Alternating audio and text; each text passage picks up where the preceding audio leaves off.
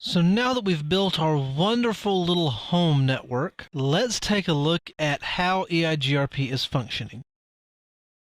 All we've done so far is just configure EIGRP on all the interfaces, so we've not really looked at any of the internal workings of EIGRP, and so we'll do this on various routers throughout the network.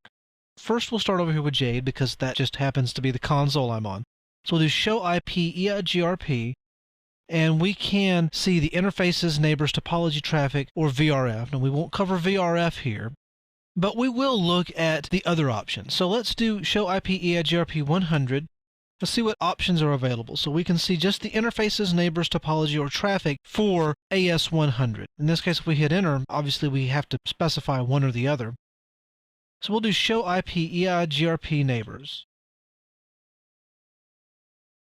And this shows us that we have two neighbors for Jade. Now let's step through all the information that we've gotten here just so you know what we're looking at. This first column is the handle, and that's just an internal number that's assigned by the router to determine one host from another. We have the address, which is the IP address which we know the neighbor on. In this case, we're over here at Jade, so we have neighbors of both Beck and Dave. We have the interface, which is the interface we know this neighbor on, so we know that 192.168.1.21 is off Fast Ethernet 01. And if we look over here in the next column, we have the hold time. Now this hold timer will constantly count down until we receive a new hello packet. As I've mentioned, EIGRP sends out hello packets every so often, and this hold timer is a function that allows EIGRP to determine when a neighbor has gone down. If this hold timer ever gets to 0, then that means I've not received a hello packet from this neighbor in 20 or 30 seconds. And so I'm going to say that he's down. I'm going to flush all the routes that have that guy as the next hop out of my table, and I'm going to try to find new routes for the networks that used to go through him. We have the uptime, which is how long we have been receiving routes from this guy. In this case, it's a little over 8 minutes. The source round trip time in milliseconds. How many milliseconds does it take to get to each of these IP addresses? In this case, because it's an emulated network, these source round trip times are very high. On a production network, you generally would see SRTT times around 10 or 20. The RTO column is the retransmission timeout. Basically, this is a number that's calculated by the router that says if I have to talk to this guy using a unicast, i.e. if for some reason my multicast fails and I have to talk with him directly using a unicast to this IP address, this is how many milliseconds I'm going to wait for acknowledgement of that unicast. The queue count is exactly what it sounds like, the number of packets that are queued for this particular host. Normally on fast links, that queue count should always be at 0. If you have a really slow link, like a 56K or 128K ISDN, you might see numbers in the queue count column, but so long as they're not constantly climbing and they're not in the hundreds, then you know EIGRP and the link is working as it should. And the sequence number is the sequence number in the EIGRP hello packet as received from this neighbor. So that's the neighbor table in a nutshell.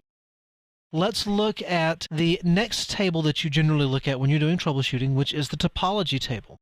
So we'll do show IP EIGRP topology. And here is a list of all of the routes that this router knows about and the feasible distance and advertised distance for those routes. Now you'll see for most of these we have a single successor, so there were no feasible successors for most of these routes. We've got one down here at the bottom, and we'll look at that in a second. But let's look at this route here, for example. The P means that the route is passive.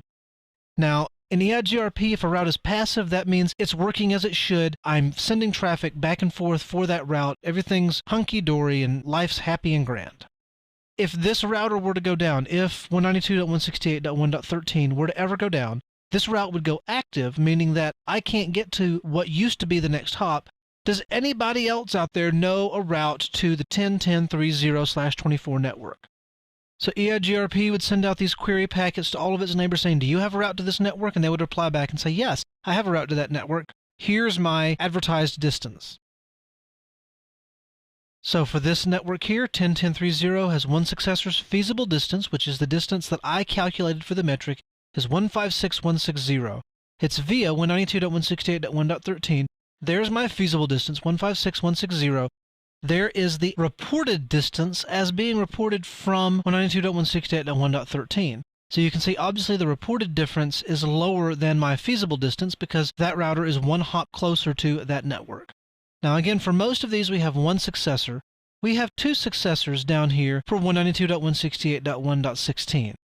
Now 192.168.1.16 is this link here between Dave and Beck. So from Jade's perspective, it's just as quick to go through Dave to get to this network as it is to go through Beck to get to that network because they're both 2 hops away.